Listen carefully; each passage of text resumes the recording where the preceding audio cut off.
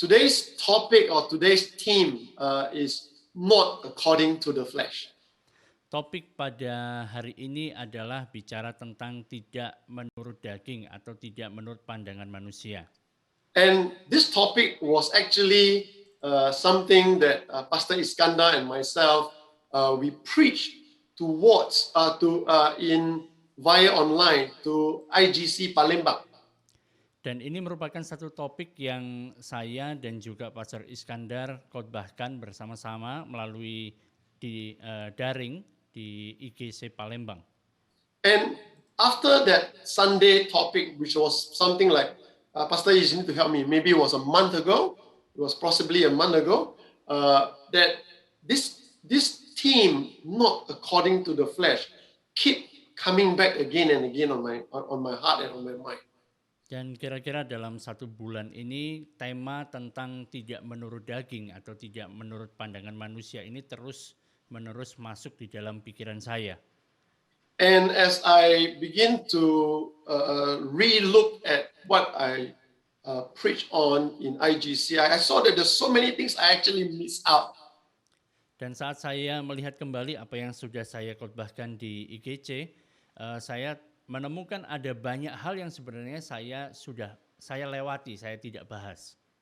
And therefore, we are going to take the key verse for session 1 and session 2 is the same key verse, and I'm going to ask Pastor Daniel to read in Bahasa Indonesia 2 Corinthians chapter 5 verse 14 to verse 17. Dan ayat kunci yang akan kita gunakan pada hari ini dan saya akan minta Pastor Daniel untuk membacakan, yaitu dari 2 Korintus pasal yang ke-5 ayat yang ke-14 sampai ayat yang ke-17. Demikian bunyi firman Tuhan. Sebab kasih Kristus yang menguasai kami, karena kami telah mengerti bahwa jika satu orang sudah mati untuk semua orang, maka mereka semua sudah mati. Dan Kristus telah mati untuk semua orang, supaya mereka yang hidup untuk dirinya sendiri, Dan Kristus telah mati untuk semua orang, supaya mereka yang hidup tidak lagi hidup untuk dirinya sendiri, tetapi untuk Dia yang telah mati dan telah dibangkitkan untuk mereka. Sebab itu kami tidak lagi menilai seorang pun juga menurut ukuran manusia. Dan jika kami pernah menilai Kristus menurut ukuran manusia, sekarang kami tidak lagi menilainya demikian. Jadi siapa yang ada di dalam Kristus, ia adalah ciptaan baru, yang lama sudah berlalu, sesungguhnya yang baru sudah datang. You know, verse 17 is a very common verse. Many of us are very familiar with verse 17. Ayat yang ke-17 ini merupakan ayat yang sudah sering kali kita dengar dan banyak dari kita sudah terbiasa untuk mendengar ayat yang ke-17 ini. And having one verse by itself is not complete. Tetapi kalau kita hanya mengambil satu ayat saja itu tidak utuh. And therefore, we need to look things into context and how does this new creation look up or look through you and I.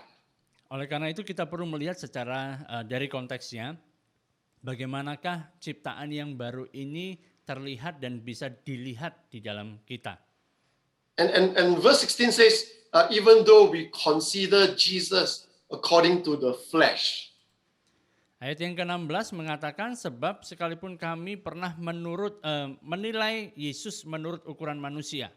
So, the only 4 books in the Bible that talks about Jesus' life on earth is the 4 gospel in our Bible. Di dalam Alkitab kita, kitab-kitab yang berbicara tentang kehidupan Yesus di atas muka bumi hanyalah keempat kitab Injil. So whenever we think about Jesus, whenever we try to have a picture of Jesus, the only reference we have is to go back to the 4 gospel. Jadi kalau kita mau untuk mendapatkan gambaran tentang Yesus, maka gambaran yang kita miliki itu hanya saat kita melihat dari keempat kitab Injil ini. And the question is that when you talk to certain people, when they see miracles, some people says, how I wish I lived during the time of Jesus Christ. Dan kemudian waktu kita bicara sama beberapa orang, kadang-kadang ada orang yang mengatakan seperti apa kejadian waktu Yesus ada di muka bumi, mereka berkata, seandainya aku hidup pada zaman Yesus masih ada di muka bumi. But let's look from the Bible. Those people who lived during Jesus' time, who see his miracles and how they actually saw Jesus. Tapi mari kita melihat dari dalam Alkitab tentang orang-orang yang hidup pada zaman Yesus, di mana mereka bisa melihat mujizat-mujizat yang dilakukan oleh Yesus. Bagaimana sih mereka sebenarnya melihat Yesus? So Pastor Daniel is going to help me with several verses because I've sent to him the verses that we wanted to look into. And every time he read the verses, then we're going to look from their point of view and how we should see Jesus not according to the flesh. Dan Pastor Daniel akan membacakan beberapa ayat-ayat yang sudah saya kirimkan, dan setiap kali ayat-ayat itu dibacakan, kita akan melihat bagaimana sudut pandang orang-orang itu memandang Yesus pada saat itu. So Pastor Daniel, let's start with Matthew 9 onwards. Kita mulai dari Matius pasal yang ke-9 dan seterusnya. Oh. Why are we looking at Happy's face?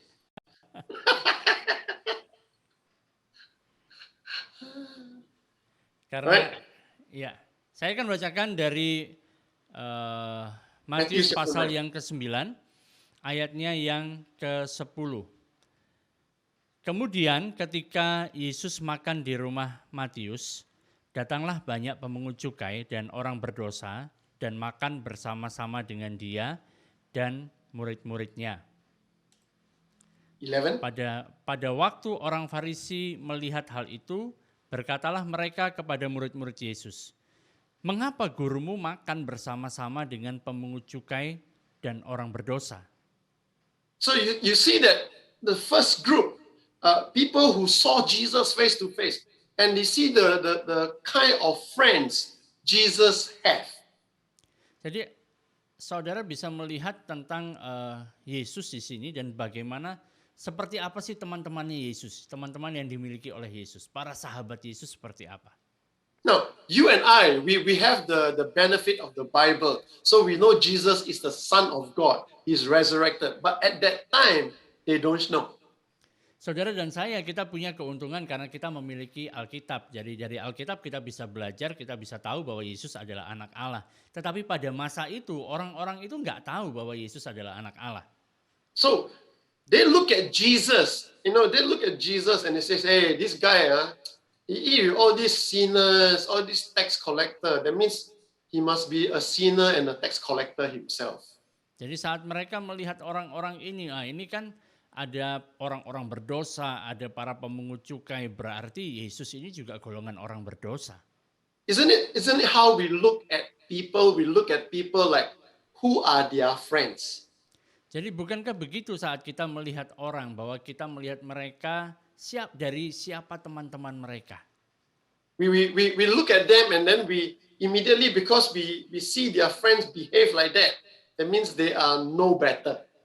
Jadi saat kita melihat orang teman-temannya perilakunya seperti itu, berarti orang ini juga perilakunya pasti mirip-mirip juga. How many of you sometimes do that to other people, and how many of you have been on the other side? People look at you like that. Berapa banyak dari saudara yang pernah mengalami hal semacam itu, atau mungkin saudara berada dalam sisi yang sebaliknya, di mana saudara dipandang seperti itu oleh orang lain. Even on the other side, when you go to conferences, then you see those speakers, those pastors stand together. We have this impression, wow, they all know God more. They are more holy. We get that association. Jadi misalnya kalau kita pergi ikut satu konferensi, ikut satu seminar gitu kan, kita akan mendapatkan satu impresi, mungkin kita memandang, wah, pembicaranya ini pasti dia lebih mengenal Allah, pasti dia lebih kudus, pasti dia lebih suci. So, they look at Jesus according to flesh, according to the people he associated with, not as a son of God. Jadi mereka melihat Yesus menurut ukuran manusia, menurut orang-orang yang berinteraksi dengan dia dan bukan melihat Yesus sebagai anak Allah. So how do we see Jesus? Because the way we see Jesus is also helping us to see ourselves and see other people.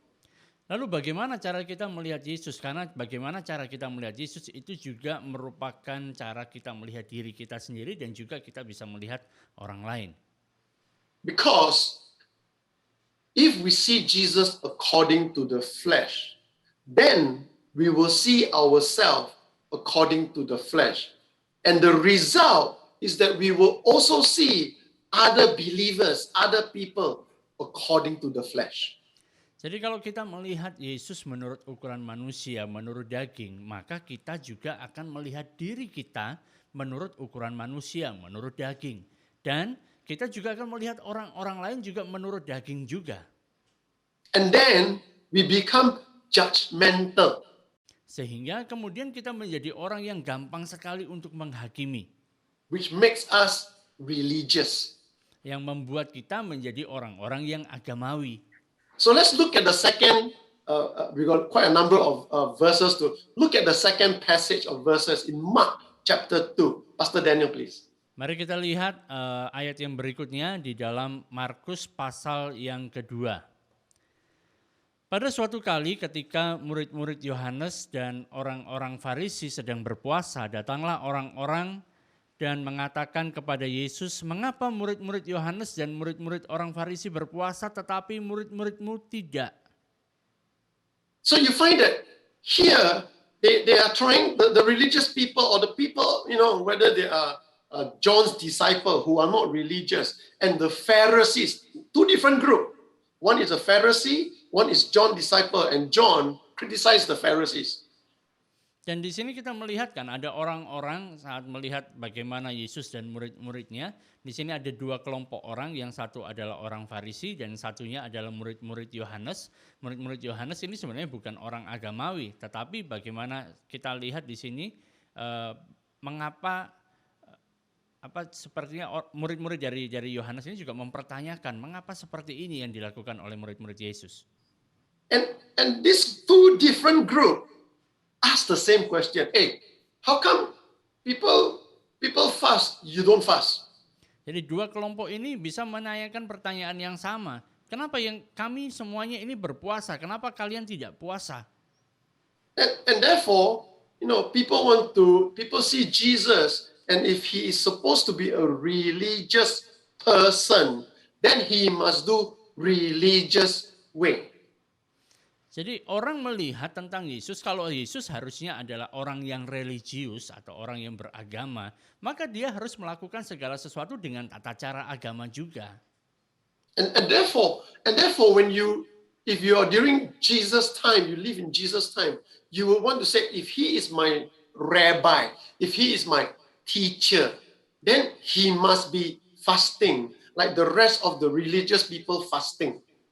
Jadi kalau misalnya saudara hidup pada zaman itu dan saudara memandang Yesus sebagai guru atau sebagai rabi, maka harusnya Yesus juga ikut puasa, sama seperti orang-orang lain juga mereka puasa.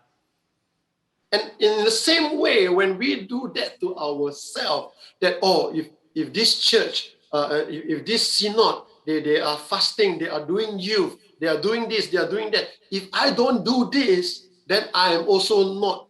That means I'm not up to standard.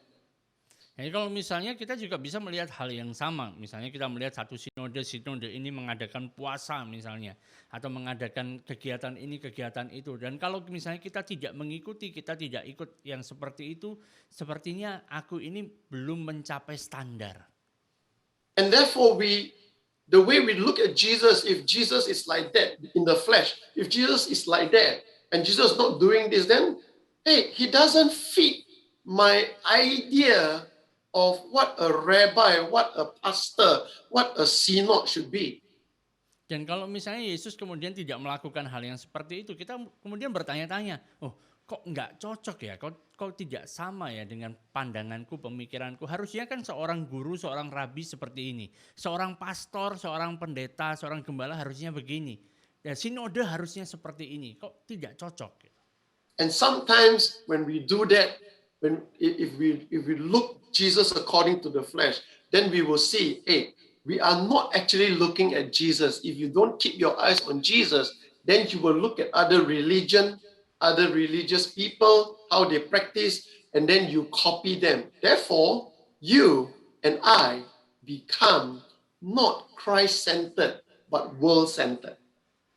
Karena itu kalau kita melihat Yesus sesuai dengan ukuran manusia, sesuai dengan daging, maka sebenarnya kita tidak sedang fokus kepada Yesus, kita tidak sedang melihat kepada Yesus. Tapi yang kita lakukan adalah kita melihat berbagai macam agama yang lainnya, dan kemudian kita berusaha untuk menyamakan Yesus dengan hal-hal itu. Akhirnya kita tidak berpusat, tidak fokusnya pada Yesus, tapi fokusnya kepada agama, fokus pada apa yang bisa dikerjakan. So firstly, remember, people judge him according to his association, the people he mix around with. Jadi yang pertama kita pelajari bagaimana orang-orang menilai Yesus menurut kawan yang atau teman-teman yang ada di sekitarnya, lingkungannya. Number two, people judge him according to his religious practices. Yang kedua adalah orang-orang menghakimi dia sesuai dengan tingkatan atau tindakan-tindakan agama yang dia lakukan. So let's go to the third one, Pastor Daniel. Matthew chapter 13 verse 55 to 57.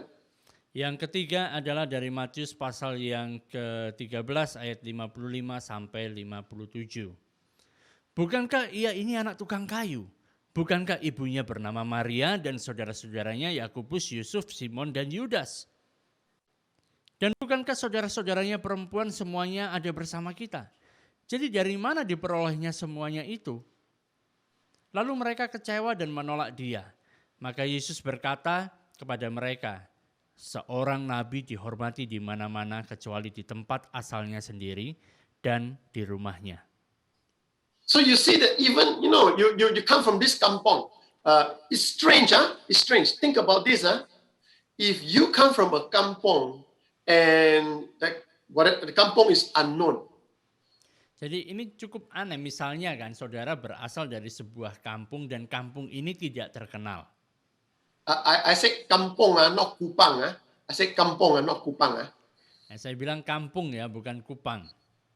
Alright, if you come from a kampong and then you become famous, maybe you play badminton. Indonesia very good in badminton. You play badminton and you're world number one. Suddenly the name of the kampong, the people are very proud of you. Jadi misalnya saudara tiba-tiba menjadi seorang juara badminton dan semua orang akhirnya mengenal saudara dan kemudian langsung mengenal kampung dari asal tempat saudara. Right? When you go back to your kampung, I'm quite sure the kampung, the ketua there maybe put a big banner, welcome to world number one or whatever, right? Jadi waktu saudara pulang ke kampung, saya yakin pasti di sana kepala kampung atau kepala desanya langsung buat ada spanduk yang besar tuliskan selamat datang kembali, selamat pulang ke kampung. Right? And Jesus, they heard Jesus, is doing healing and miracles, signs and wonders in other areas. Now Jesus came back to Nazareth. Dan mereka mendengar bahwa Yesus itu melakukan mujizat, menyembuhkan banyak orang di berbagai tempat. Dan sekarang Yesus pulang kembali ke kampungnya di Nazaret. You know how the people treat him? The people says, isn't this the carpenter's son? Don't even call his name. Said, isn't this the carpenter's son? Bagaimana perilaku mereka terhadap Yesus? Mereka mengatakan, bukankah ini anaknya tukang kayu? Bahkan tidak menyebut namanya, yaitu Yesus. Tapi disebut, dia kan anak tukang kayu. They know the mother's name. Mary is the mother, right? And they even have the names of the brother. But Jesus' name they don't call. Dan mereka juga mengatakan, ibunya namanya Maria kan? Dan juga mereka juga tahu nama saudara-saudaranya. Namun nama Yesus tidak pernah disebut oleh mereka. So, and the thing was that they took offense. Can you imagine? They hear about all his miracles, and here he's there, he's teaching, and they become jealous because, hey, you are from my kampong, how come you got this and I don't have? Dan mereka ini kemudian sepertinya menyerang Yesus. Mereka mengatakan, kamu kan berasal dari kampung yang sama seperti aku. Aku kok tidak bisa melakukan yang sama seperti kamu. Gitu. Jadi mereka menjadi iri hati. You know, sometimes the most difficult people to convince is actually your own family. Tahukah saudara, seringkali orang yang paling sulit untuk diyakinkan adalah keluargamu sendiri. Not for Indonesia. Indonesia very easy. You all can convince because when I say that, all of you like look very strange to me on my screen. What is he talking about? Okay, never mind. Karena mungkin tidak untuk orang Indonesia ya, karena semuanya lagi serius gini. Kenapa? Karena belum diterjemahkan. But the thing is, even his own town people to see him according to the flesh, he is supposed to be a carpenter's son. That's all he's qualified to do. He's supposed to cut wood. Jadi orang-orang yang ada di kotanya dia, di kampungnya dia itu memandang kan dia ini harusnya adalah anak tukang kayu. Maka harusnya pekerjaan yang dia lakukan ya motongi kayu. You know, so think about this. Even your own group of people, the people you grow up with, when you become popular, they become jealous. Jadi kita bisa lihat bahkan kelompok di mana kita bertumbuh dewasa bersama-sama, besar bersama-sama, saat kita menjadi orang yang terkenal, mereka jadi iri hati. Not only that, how does the people in the world, how does the people during Jesus' time see Jesus? What do they want to do Jesus? Tapi tidak hanya itu, bagaimanakah dengan orang-orang yang pada zamannya Yesus itu, bagaimana mereka melihat Yesus dan apa yang mau mereka lakukan kepada Yesus? Mark chapter 3 verse 6. Markus pasal 3 ayat yang ke-6 dikatakan, lalu keluarlah orang-orang Farisi dan segera bersekongkol dengan orang-orang Herodian untuk membunuh dia. Can you imagine Jesus? No, again, you must understand, we are looking at Jesus according to the flesh. Jadi sekali lagi kita perlu untuk pahami, kita sedang melihat Yesus menurut ukuran manusia. We are not, we are right now supposed to be living in Jesus' day. Jesus hasn't gone to the cross yet. He hasn't resurrected yet. We haven't seen the angel sitting on the tomb rock. We haven't experienced that yet. Jadi mari kita bayangkan kita sedang masuk di dalam kehidupan orang-orang sebelum Yesus mati. Jadi sebelum Yesus disalibkan, sebelum dia bangkit kembali, sebelum ada dua malaikat yang duduk di atas batu di depan kubur. Sebelum semuanya itu terjadi. So, what did the people want to do? The people want to kill him. Jadi apa yang ingin dilakukan oleh orang-orang di sana itu mereka mau untuk membunuh Yesus. You may say, but pastor, not me lah, But what happened if you belong to the family of the Pharisees? Some of you are pastors here. So pastors are the Pharisees, pastors are the Sadducees, some of you are the rich people here, so you are part of the Herodian. So how would you do, what would your reaction be during that time? You want to plot to kill him. Tapi saudara mungkin mengatakan, wah pastor kalau aku tidak akan seperti itu, aku tidak akan berusaha untuk membunuh Yesus. Tapi coba saudara bayangkan, misalnya saudara ada pada zaman itu kan, dan kemudian ada banyak di sini yang sedang mengikuti adalah para pastor, para pendeta, dan itu bisa dikatakan adalah golongan orang Farisi gitu kan, dan juga dikatakan golongan orang Saduki. Sedangkan dari saudara-saudara yang misalnya kaya gitu kan, berarti golongan Herodian gitu kan. Dan itu yang akan dilakukan oleh orang-orang ini. Berusaha untuk membunuh Yesus. So, when you look at Jesus according to the flesh, all our fleshly evil intention is being exposed. Jadi saat kita melihat Yesus menurut ukuran manusia, kita lihat dia menurut daging, maka segala hal yang kedagingan itu mulai nampak, terlihat. So how do we all know that the way to look at Jesus is to see him as a son of God. As to see him perfect in his way, not to consider him from the town of Nazareth. He is not from Nazareth, he is from heaven. Dan kita tahu bagaimana cara kita melihat Yesus. Kita lihat dia sebagai anak Allah yang sempurna, yang kudus. Dan kita melihat dia bukan berasal dari sebuah kota kecil yaitu Nazaret. Tapi karena memang benar dia bukan berasal dari Nazaret, tapi dia berasal dari surga itu sendiri. So we have this comparison. See Jesus according to the flesh or see Jesus according to the spirit. Jadi kita memiliki satu perbandingan ini. Apakah kita mau melihat Yesus menurut daging atau menurut ukuran manusia, atau kita melihat Yesus menurut roh?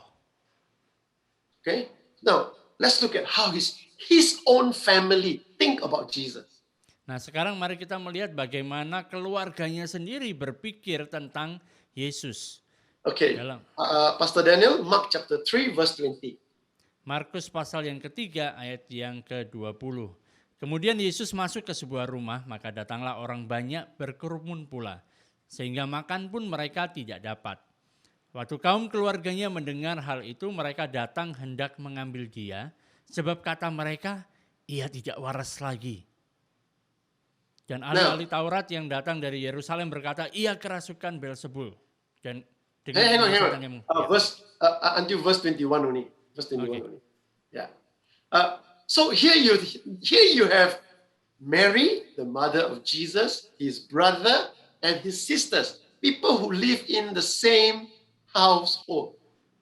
Jadi di sini ada Maria, ibunya, ada kemudian saudara dan saudari Yesus, orang-orang yang tinggal satu rumah dengan Yesus. And what do they think about him when he's doing all these miracles? People are always coming to him for healing and all that. What do they think? Ayo, this guy gila. Dan apa yang mereka pikirkan tentang Yesus saat dia melakukan berbagai macam mujizat, melakukan pelayanannya, dia berpikir, ayo, Yesus ini dia sudah gila. Right, the thing is, even his own family, when you try to do something for God, when a friend of mine told me, I'm not going to name names, okay? Because this person is inside this group right now. A friend of mine told me that when he dated the girlfriend who is now the wife, the father-in-law tell the daughter, you cannot marry a lawyer, so cannot marry an insurance man, cannot marry a pastor, cannot marry and something else. Out of the three, this husband is two. Jadi ada cerita kan, ada satu orang teman saya tidak akan sebutkan namanya karena ada di sini juga. Ya dikatakan waktu dia lagi pacaran, kemudian mau menikahi perempuan ini, dan bapak dari perempuan ini mengatakan, anakku tidak boleh menikah dengan pertama adalah seorang pengacara, yang kedua adalah agen asuransi, yang ketiga adalah seorang pendeta, yang keempat saya lupa. Nah, orang ini dari keempat ini, dua diantaranya dia melakukannya. And the thing is that the thing that we sometimes want to do, the thing that we feel that God is calling us to be, our own family think you are crazy. Dan ada saat-saat di mana kita tahu apa yang Tuhan ingin supaya kita lakukan dan kita mau melakukannya, dan atau bahkan kita sedang melakukannya, keluarga kita melihat kita seperti orang gila. Kita ini sudah gila melakukan apa yang diinginkan Tuhan. So let's recapture before we go on, before you forget. Let's recapture. Number one, people despise Jesus because of his friends, his association. Jadi kita akan ulangi lagi sebelum kita lupa, sebelum kita lanjutkan lagi. Yang pertama adalah orang-orang melihat Yesus itu dan dia tidak menghargai Yesus karena melihat orang-orang yang ada di sekitarnya, siapa yang jadi teman-temannya, siapa yang jadi sahabatnya. Number two, they question his religious practices. How come he doesn't fast? Dan yang kedua, mereka mempertanyakan tindakan-tindakan agama yang dilakukan oleh Yesus. Kenapa Yesus tidak berpuasa? Number three, even the town that he come from, his own town people don't like him. They despise him. They take offense. He's only supposed to be a carpenter's son. Dan bahkan yang ketiga adalah orang-orang yang sekampung dengan dia, dia merendahkan Yesus dan mengatakan, oh harusnya dia nggak melakukan hal yang seperti ini. Dia kan cuma anak seorang tukang kayu. Number 4, the religious and the rich people, they want to kill him. Dan kemudian yang keempat adalah orang-orang yang agamawi, yang beragama dan juga orang-orang kaya, mereka mau untuk membunuh Yesus. And number 5, his own family think he gila. Dan yang nomor 5, keluarganya sendiri berpikir bahwa Yesus ini sudah crazy. Now, if you are the crazy, if you are the one at that moment, if you are the one, do you think you want to give up already? Kalau misalnya saudara yang berada dalam posisi Yesus pada saat itu, kira-kira apa yang akan saudara lakukan? Apakah saudara akan, aku menyerah sajalah, sudahlah. Okay lah, go back to the kampung and just be a carpenter lah. No issue, no problem, nobody give me any problem. Oke lah, pulang aja ke kampung lah jadi tukang kayu. Jadi semuanya jadi oke lah, semua orang bisa order kayu. Why? Because the world wants to put you into a position that they are comfortable with you. Mengapa demikian? Karena dunia mau menempatkan saudara dalam satu posisi di mana mereka merasa nyaman dengan saudara. Right, let's go to the next one. Mark chapter 3, verse 22. Pastor Daniel. Markus pasal yang ketiga ayat yang ke-22. Dan ahli-ahli Taurat yang datang dari Yerusalem berkata, ia kerasukan Beelzebul, dan dengan penghulu setan ia mengusir setan. So here you have, you're doing miracles, you're doing wonders, and people says in Hokkien, ukui, or demon possessed. Jadi Yesus melakukan mujizat, melakukan berbagai macam keajaiban, dan orang-orang ini melihat dia mengatakan, oh dia ini kerasukan setan ini. Guys, whether we like it or not, if you think that when you live in Jesus' days, you will see, wow, he's a son of God, he's wonderful, he's a man of God, he's from heaven. You may be one of them who will be pointing the finger at him. This one demon possessed. Saudara jangan berpikir kalau misalnya saudara hidup pada zaman itu, pada zaman Yesus masih ada di dunia, saudara akan mengatakan, oh Yesus itu adalah anak Allah, dia orang yang sempurna, dia adalah hamba Allah yang luar biasa. Mungkin saudara juga termasuk orang-orang yang lagi menunjuk Yesus, wah dia ini kerasukan setan ini. And then you think that, if it's not bad enough,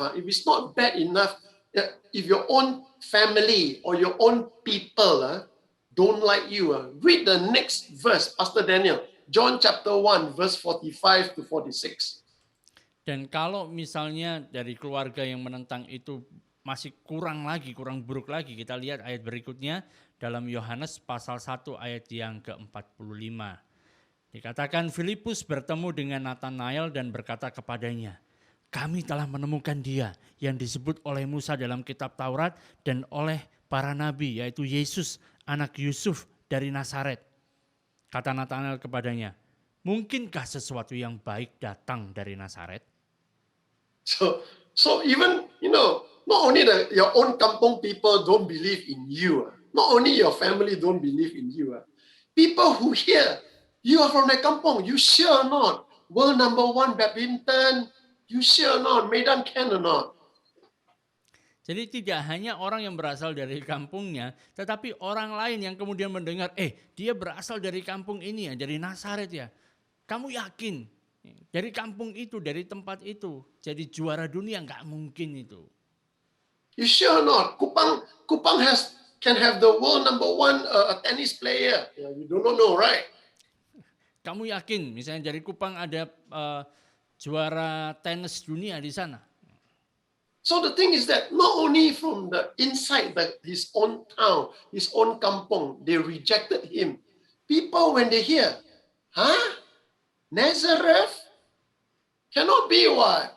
Can Nazareth produce anything good? That means in their mind, Nazareth, zero. Zero is bad. They're all minus, Jadi tidak hanya orang dari kampungnya saja, orang dari tempat lain pun kemudian mendengar saat Yesus itu berasal dari Nazaret. Mereka mempertanyakan, memang beneran dia berasal dari Nazaret?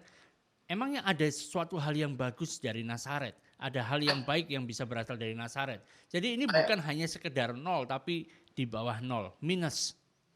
I really when you read the scripture according to the flesh of Jesus, I feel you really feel for the Lord. You know, in and out, everybody is pushing him away, rejecting him. Jadi kalau saudara membaca ayat-ayat kitab suci dan melihat bagaimana mereka melihat Yesus menurut ukuran manusia, saya bisa merasa kasihan kepada Tuhan ini kan, karena sepertinya dimanapun juga, seperti apapun, semua orang sepertinya menjauhi dia. Gitu. So he doesn't work with his own people. He goes around. He doesn't have a church or synod that he's a rabbi. He move around with his disciples. Jadi dia tidak bersama dengan orang-orang yang sekampung dia juga tidak punya satu gereja, tidak punya satu sinode untuk dia menjadi guru di sana, tapi dia berkeliling bersama dengan murid-muridnya. And he move about, and he perform miracles, and he feed the 5,000 and the 4,000. Dia berkeliling, dia menyembuhkan orang, dia memberi makan 5.000 orang, memberi makan 4.000 orang. And yet, one of his own disciples betray him. Pastor Daniel, Matthew chapter 26, verse 47 to 49, please. Akan tetapi salah satu muridnya mengkhianati dia. Matius 26 ayat 47-48. Waktu Yesus masih berbicara, datanglah Yudas, salah seorang dari ke-12 murid itu, dan bersama-sama dia serombongan besar orang yang membawa pedang dan pentung, disuruh oleh imam-imam kepala dan tua-tua bangsa Yahudi. Orang yang menyerahkan dia telah memberitahukan tanda ini kepada mereka. Orang yang akan kucium itulah dia. Tangkaplah dia. So, you know, Jesus have these 12 disciples. They go around, they see everything. Yet, even his own disciples betray him. Yesus punya 12 orang murid berkeliling bersama-sama dengan dia, melihat semua mujizat dan sebagainya. Akan tetapi kita temukan ada salah satu dari muridnya mengkhianati dia. Okay, some of you are too modern. You all never write letters before in your life. Nah, beberapa dari saudara mungkin sangat modern sehingga tidak pernah menulis surat sebelumnya. All you do is email and WhatsApp text, right? Yang Anda lakukan cuma ketik email dan juga WhatsApp. You know, years ago when I was in mission field and there is no cell phone and all that, I have to write letters to my wife, and I learned this song. You know, you close the envelope and you seal it with a loving kiss. Dan bertahun-tahun yang lalu waktu saya ada di ladang misi, saat itu belum ada aplikasi-aplikasi ini. Yang saya lakukan adalah saya menulis surat untuk istri saya, dan setelah itu ditutup dan kemudian di amplopnya dimateraikan dengan ciuman, dengan kasih, gitu kan? So you take the letter and then you post the letter away, right? Jadi surat itu dicium dulu, setelah itu dipostkan. Okay, I know some. I still have some of the envelopes and the letters that my wife sent to me. And some of you will never have that because all you have is WhatsApp. Saya masih punya beberapa surat yang dikirimkan istri saya untuk saya. Tapi mungkin beberapa dari saudara saat ini sudah nggak pernah ada yang mengalami itu karena semuanya lewat WhatsApp. But Judas is sealed with a deadly kiss. It's not a loving kiss. He go and kiss Jesus, and that kiss is deadly. So, you know, Judas sealed his betrayal with a deadly kiss. Tetapi Yudas dia memateraikan itu dengan ciuman, tapi bukan ciuman yang penuh dengan kasih, tapi ciuman maut. Jadi yang dilakukan Yudas adalah melakukan ciuman maut.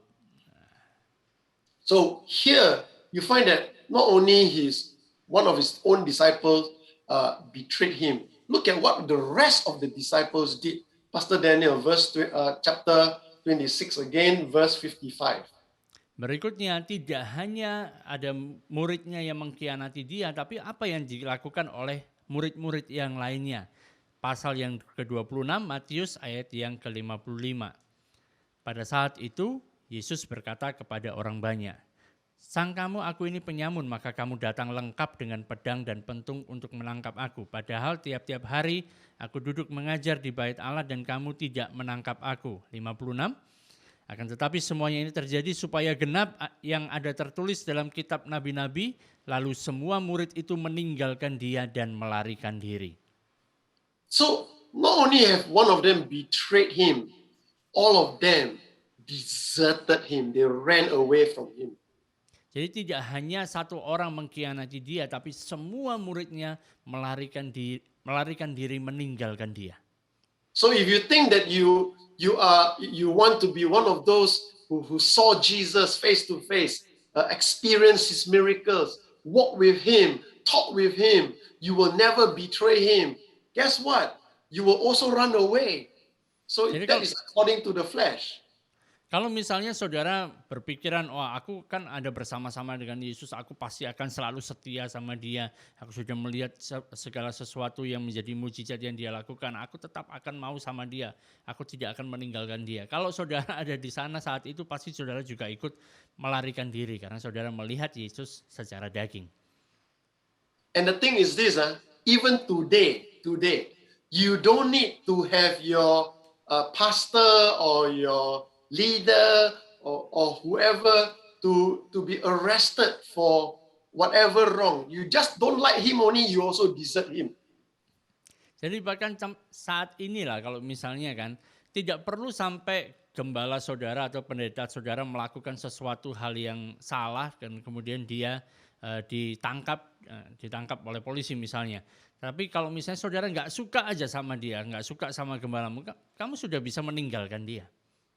Isn't it true? Benar kan?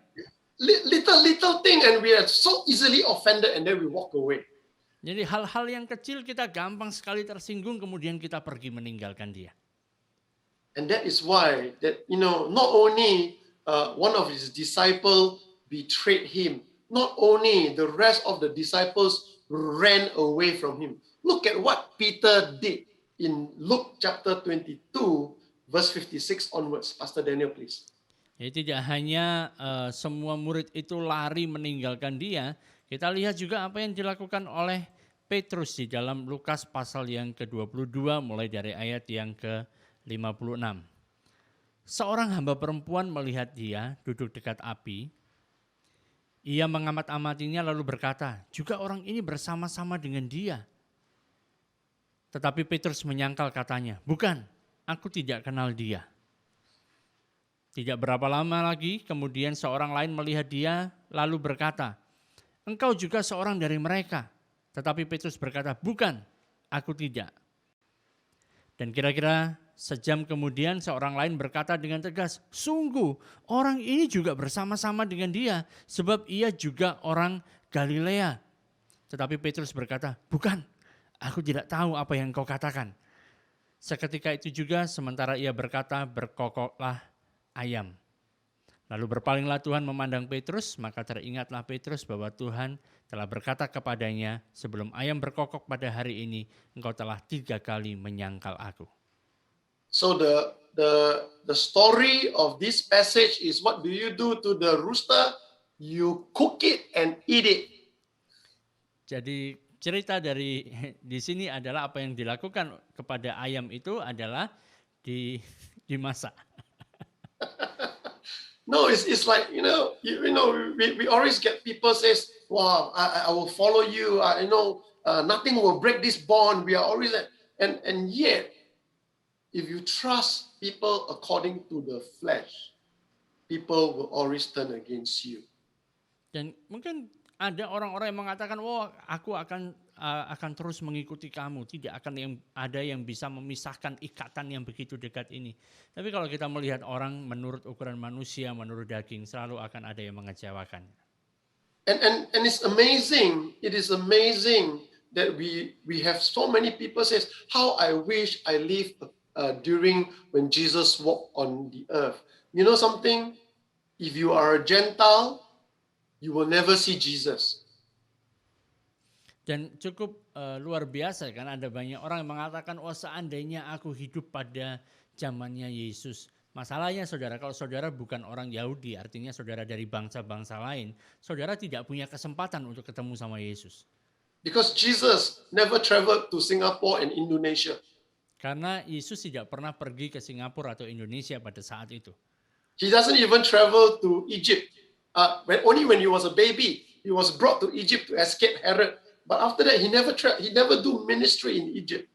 Bahkan dia tidak pernah pergi untuk melakukan pelayanan di Mesir. Memang waktu kecil dia dibawa ke sana untuk melarikan diri dari Herodes, tapi setelah itu waktu dia balik lagi, dia nggak pernah lagi datang ke Mesir. So if you see Jesus according to the flesh, even as a Jew, the background you have is a religious, traditional, Jewish ideology or philosophy. And how would you see somebody who is totally different? How would you place Jesus?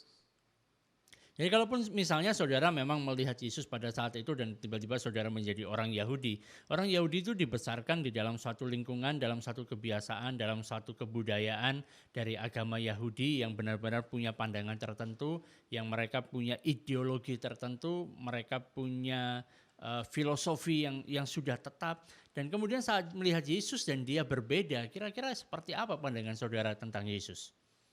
And dear friends, do you know that even after Jesus died and resurrected, the first writing about Jesus' life only appeared 30 years later.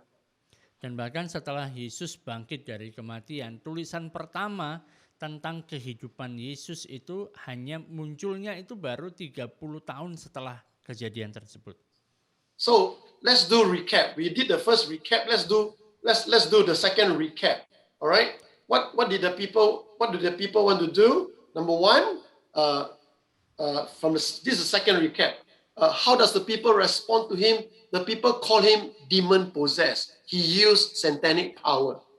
Jadi apa yang kita sudah pelajari, yang kedua adalah bagian yang kedua adalah orang-orang itu menuduh dia menggunakan kuasa dari iblis, kuasa dari setan untuk melakukan mujizatnya.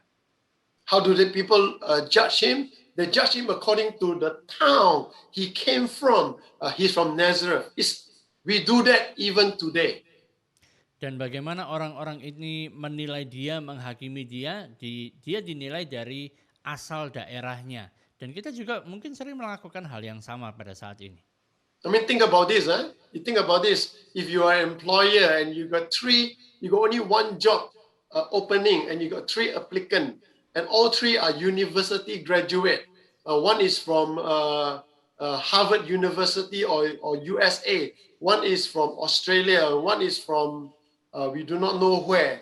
Which one will you choose? You can only choose one, and you will only choose the best one. Misalnya kan saudara adalah membuka lowongan kerja yang dibutuhkan satu saja karyawan dan ada 3 orang yang melamar kerja. Misalnya yang satu lulusan dari Amerika, satunya lagi lulusan dari Australia, yang satu lagi nggak jelas lulus dari mana.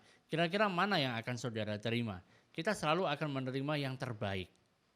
So we still judge people according to where they graduated, which city they come from, what is their family name, even what race they come from. Jadi kita masih seringkali menilai orang sesuai dengan ukuran manusia.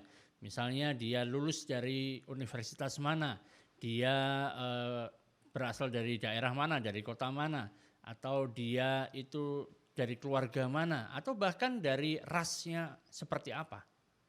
So people not only call him demon possessed, they judge him according to the town. Even one of his disciples betray him. Jadi ada orang-orang yang mengatakan dia berasal dari iblis, ada yang tidak suka karena berasal dari daerah di mana dia keluar dari sana. Kemudian juga ada muridnya yang mengkhianati dia. And then all of his disciples deserted him, and even Peter denied him. Dan kemudian semua muridnya meninggalkan dia dan bahkan Petrus juga menyangkal dia. So, before we go for our break, why is it that the Apostle Paul tell us not to consider Jesus according to the flesh in 2 Corinthians 5:16? Jadi sebelum kita masuk di dalam istirahat selama 10 menit nanti, Mengapa sih Rasul Paulus itu mengatakan kepada kita supaya kita tidak memperhitungkan, kita tidak menilai Yesus lagi menurut ukuran manusia, menurut daging seperti yang ada di dalam 2 Korintus pasal yang kelima ayat yang ke-16. Because Jesus as a human person, he was hungry, Karena Yesus sebagai manusia, dia juga merasakan lapar. on earth he was tired, Di atas bumi dia juga merasakan ada capek. he fall asleep. Dia tidur. Remember when Jesus sleep, he sleep very peacefully. Even the boat rocking, he still sleep very peacefully. Ingat pada waktu Yesus tidur, dia tidurnya itu penuh dengan damai. Bahkan saat perahu itu bergoyang-goyang karena badai, dia tetap bisa tidur dengan tenang. So when you look at Jesus in the gospel, what you actually find is a person who is like us, yet who is not like us. Jadi kalau saudara melihat di dalam kitab-kitab Injil, saudara akan temukan seorang pribadi yang seperti kita, tapi juga tidak seperti kita. So my dear friends, remember this. The reason why the Apostle Paul tells us in 2 Corinthians chapter 5 is not to consider Jesus according to the flesh, but to see him according to the Spirit. It's because when you only follow Jesus according to the flesh, what he does on earth, you and I can never do that. Jadi alasan mengapa Rasul Paulus mengatakan kepada kita supaya kita jangan menilai Yesus menurut ukuran manusia. Sebab kalau kita hanya melihat Yesus menurut ukuran manusia, menurut dagingnya, apa saja yang dilakukan Yesus di atas muka bumi ini, saudara dan saya tidak bisa melakukannya. But do you know what is more amazing? Before we close, you know what's more amazing? Tapi tahukah saudara apakah yang lebih dahsyat, yang lebih luar biasa daripada itu? John chapter 14, verse 12. And this is from the word of Jesus, not from anybody else. This is what Jesus said himself. Ini ada di dalam Yohanes pasal yang ke-14 ayat yang ke-12. Ini perkataan Yesus sendiri, bukan perkataan orang lain. Dikatakan, aku berkata kepadamu, sesungguhnya barang siapa percaya kepadaku, ia akan melakukan juga pekerjaan-pekerjaan yang aku lakukan, bahkan pekerjaan-pekerjaan yang lebih besar daripada itu, sebab aku pergi kepada Bapa.